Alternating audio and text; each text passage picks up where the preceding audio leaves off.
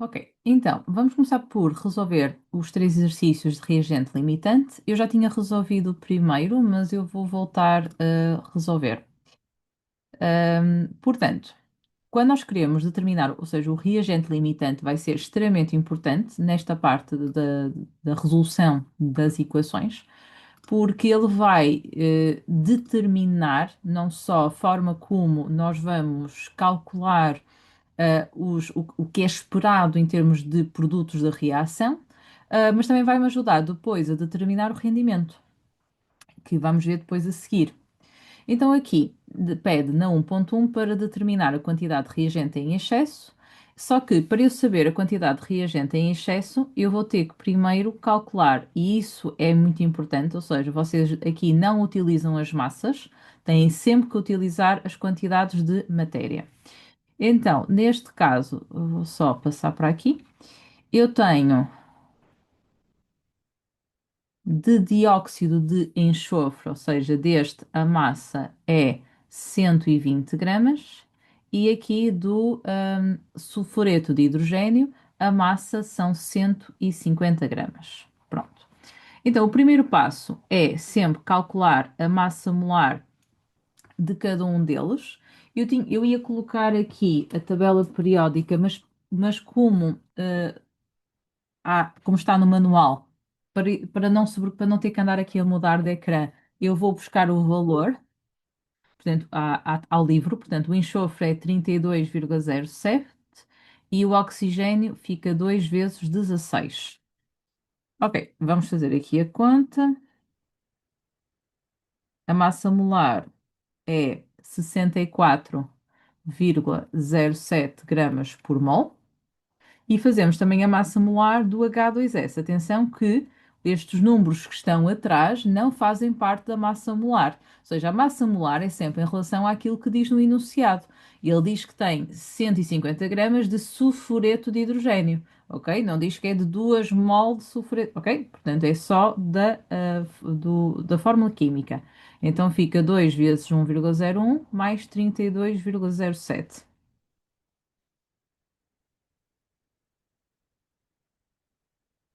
que vai ser igual a 34,09 grama por mol. Ok. Agora, vamos calcular a quantidade de matéria. Portanto, aqui usamos que a quantidade de matéria é massa a dividir por massa molar, ou seja, 64,0. A massa deste é 120, 120 a dividir por 64,07. Aqui vamos deixar quatro algarismos significativos, ou seja, 1,873 mol. E depois a quantidade de matéria do H2S é a massa a dividir por 34,09. Aqui também vamos deixar não, quatro algarismos significativos, por isso 4,400. Ok. Agora, se eles tivessem, não nos podemos esquecer que uma equação química é como se fosse uma receita, ok? Nós estamos a dizer, ok, se eu juntar um deste e dois destes, obtenho três deste e dois deste, ok? Portanto, o que é que acontece? Se houver um reagente que esteja colocado em menor quantidade do que era suposto, a reação vai terminar a partir do momento em que esse reagente acaba. E poderá acontecer é que o outro ainda não tenha acabado. Então, o que nós vamos tentar perceber é, como eles não estão na mesma proporção, que eles estão na proporção, neste caso, de 1 para 2, nós começamos por perceber aquele que, se estivesse na mesma proporção, de 1 para 1, qual é que estaria em menor quantidade. Então, o que é que vamos fazer? Dividimos aqui pelo respectivo coeficiente e o outro também dividimos pelo respectivo coeficiente, no sentido de conseguirmos aqui uma proporção de 1 para 1. Ou seja, como o de cima está em menor quantidade do que o de baixo, então chegamos à conclusão que o SO2 é o reagente limitante. Então significa que é o reagente que vai desaparecer em primeiro lugar. Sendo assim, nós agora, para determinarmos a quantidade de reagente que ficou em excesso, nós já sabemos que é este que ficou em excesso. Mas quanto é que ficou em excesso? Então vamos fazer uma regra de 3 simples. Lá em cima, eu sei que se tivesse uma mol do SO2, iria reagir com, segundo a reação química, reage sempre com 2 mol do H2S. Como eu só tenho 1,873 mol do SO2, então quanto é que vai reagir do H2S? Ou seja, do H2S vai reagir sempre o dobro, porque a proporção é sempre de 1 para 2. Então, se vai reagir o dobro, vai dar 3,746 mol de H2S. Ou seja, isto foi o que reagiu. Isto foi o que reagiu do H2S. Ele reagiu isto, mas nós tínhamos, e agora cuidado que não é para usar isto, está bem? Isto aqui são só os cálculos para descobrir se tivesse na proporção de 1 para 1, qual era o reagente limitante. Então, neste caso, isto era o que nós tínhamos, mas isto foi o que reagiu. Portanto, efetivamente, houve aqui uma quantidade de matéria que ficou em excesso. Ou seja, se eu subtrair aquilo que eu tenho àquilo que efetivamente reagiu, vai sobrar ainda 0,654 mol do reagente em excesso. E isto termina para 1,1. Agora, na 1.2 quer que nós determinemos a massa de enxofre que se forma no final da reação. O enxofre, ou seja, está-me a falar deste produto da reação. Então, para fazermos este exercício, já não preciso das informações relativamente ao reagente em excesso. Então, tudo o que seja com H2S é para apagar, ok? Isto não interessa. Isto não interessa, isto também não interessa, porque isto era para comparar, ok? Deixamos só isto. Porquê? Porque agora a previsão daquilo que eu quero obter nos produtos é sempre feito com o reagente limitante. E também é uma regra de 3 simples, ou seja, se eu pegar numa mol do reagente limitante, eu consigo na reação química obter 3 mol de enxofre. Mas eu já começo com um bocadinho mais, começo com 1,873 mol do reagente limitante. Então, quanto é que é, ou seja, o que é previsto obter deste produto da reação? É previsto obter sempre o triplo. Então, significa que vai ficar 3 vezes 1,873, ou seja, vai ficar 5,619 mol. Só que como pede massa, então vamos ali à nossa fórmula e nós sabemos que a massa é N vezes massa molar. Então, a massa do enxofre vai ser a quantidade de matéria vezes a massa molar do enxofre, que é 32,07, que vai dar aproximadamente 180,2 gramas, mantendo aqui os 4 algarismos significativos. Agora, vamos passar aqui para o segundo exercício e diz: considera a reação entre o sulfureto de zinco e o oxigênio traduzida pela seguinte equação química. Introduziram-se no recipiente fechado, e agora eu vou passar para aqui a reação,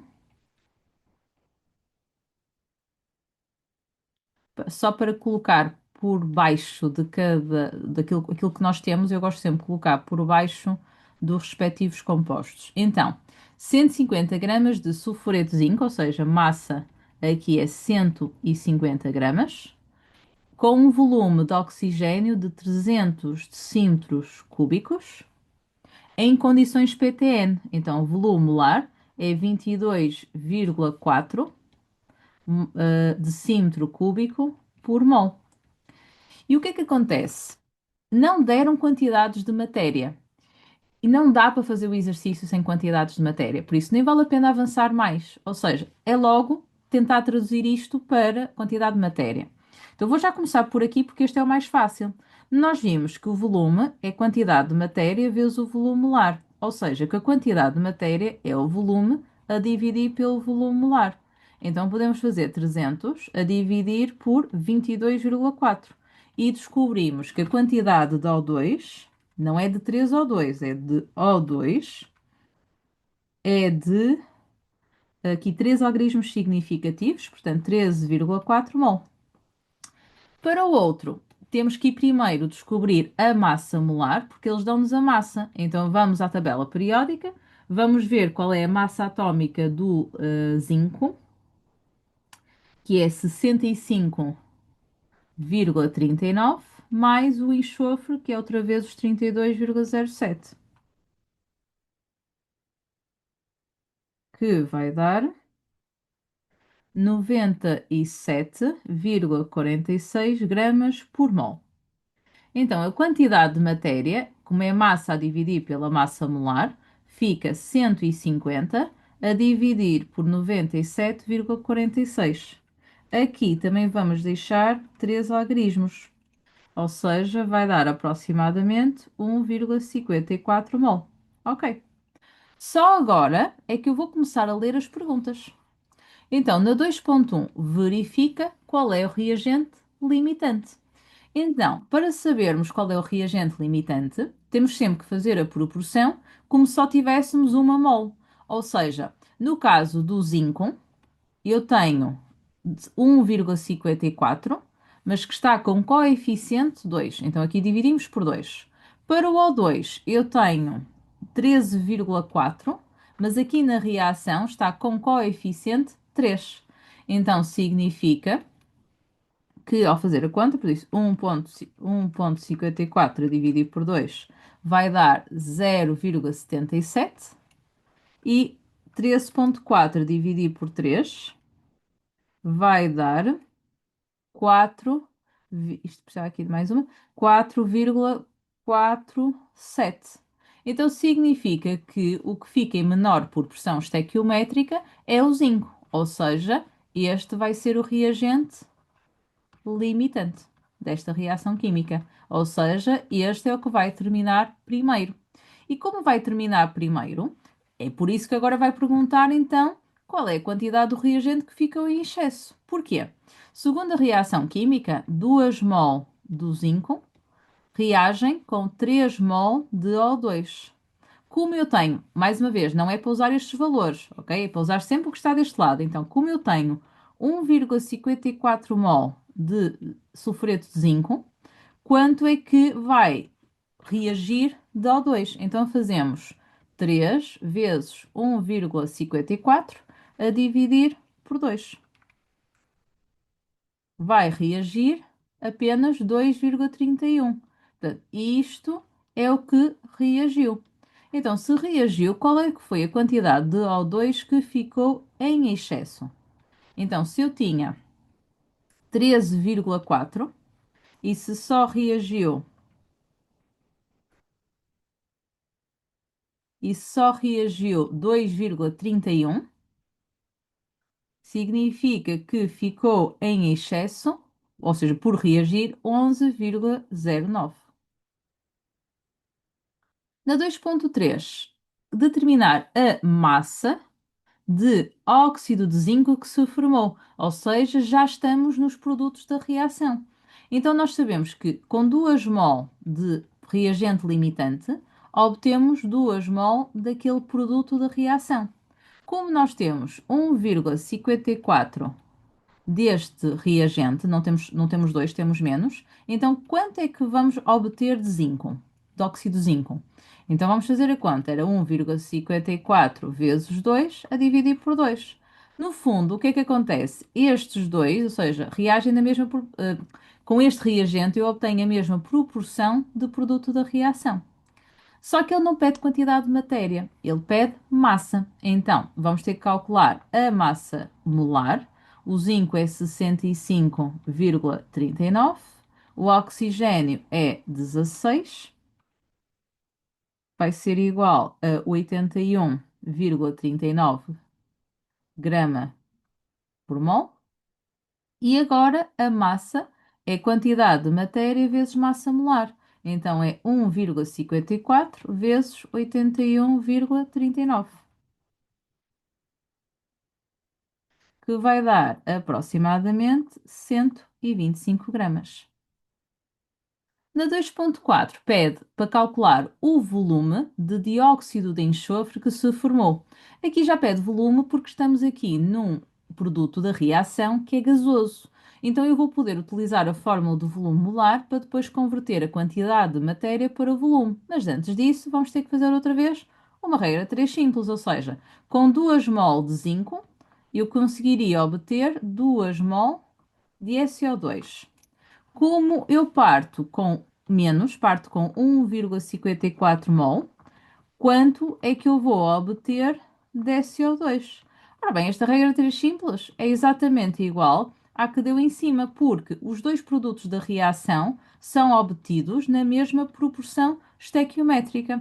Então, agora que já temos a quantidade de matéria, o volume, como é de um gás, como é a quantidade de matéria vezes volume molar, e como estamos a manter as mesmas condições PTN, então multiplicamos por 22,4, que vai dar 34,5 decímetro cúbico. No último exercício, já temos aqui as massas molares, por isso essa parte não vou precisar de calcular, e diz o seguinte, já vou passar para aqui a reação para poder ir já colocando.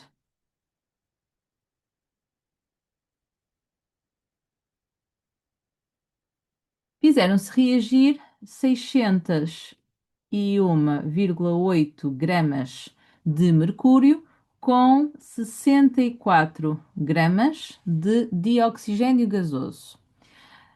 Determina a massa de óxido de mercúrio que se obteve. Repara que nem diz aqui que é para calcular o reagente limitante, mas vocês têm que já saber que deste tipo de exercício não adianta, eu não consigo fazer regras de três simples sem, em primeiro lugar, ter quantidades de matéria, segundo lugar, saber qual é o reagente limitante. Então, primeira coisa é calcular a quantidade de matéria de cada um dos reagentes. Fazemos aqui massa sobre massa molar, que é eu aqui já tenho a massa molar, por isso nem preciso fazer a conta dessa parte, é só logo passar para a fórmula. Aqui vai dar 3 mol. E a quantidade de matéria do O2, a fórmula é a mesma, temos 64 gramas a dividir por 32.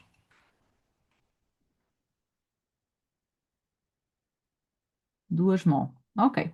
Para descobrir qual é o reagente limitante, pegamos agora em cada um dos reagentes, pegamos nos valores que nos deram ali em cima e dividimos pelos respectivos coeficientes estequiométricos que estão cá em cima, 2 e 1, ou seja, vai dar 1,5 e vai dar 2. Reparem que se não fizessem isto, iam ficar com a ideia que o que estava em menor quantidade era o O2, mas na verdade ele está a reagir em proporção diferente. Então eu chego à conclusão com este cálculo que o reagente limitante é o mercúrio. Então, se o reagente limitante é o mercúrio, é com esse que eu vou fazer, agora sim começa o exercício, vou fazer os cálculos para descobrir quanto é que se obteve de óxido de mercúrio. Portanto, 2 mol de mercúrio, com 2 mol de mercúrio, eu obtenho 2 mol de óxido de mercúrio. Como eu parto, e atenção que não é para usar isto, é para usar o valor cá em cima. Como eu parto com 3 mol de mercúrio, quanto é que é esperado obter de óxido de mercúrio? Então fica 3 vezes 2 a dividir por 2, que dá 3.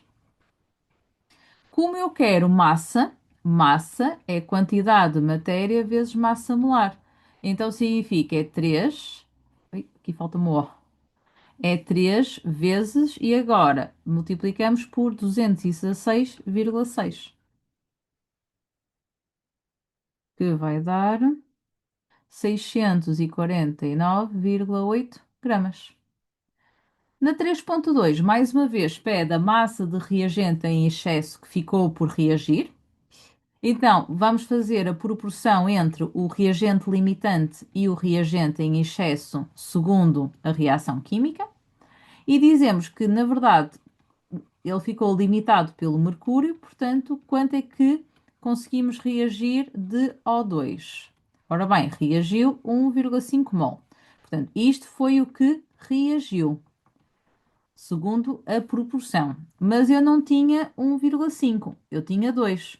Então, a quantidade de O2 que não reagiu, ou seja, que ficou em excesso, é 2 menos 1,5, que é 0,5. Como pede massa, passamos agora isto para 0,5 vezes a massa molar do O2, que é 32. Ou seja, vai ser 16 gramas. No próximo vídeo, vamos então resolver a ficha sobre rendimento, onde vamos ter que utilizar esta parte do reagente limitante e também das proporções, porque quando vocês fazem as regras de 3 simples do reagente limitante para os produtos da reação, na verdade o que vocês estão a determinar é o que é esperado obter e não aquilo que na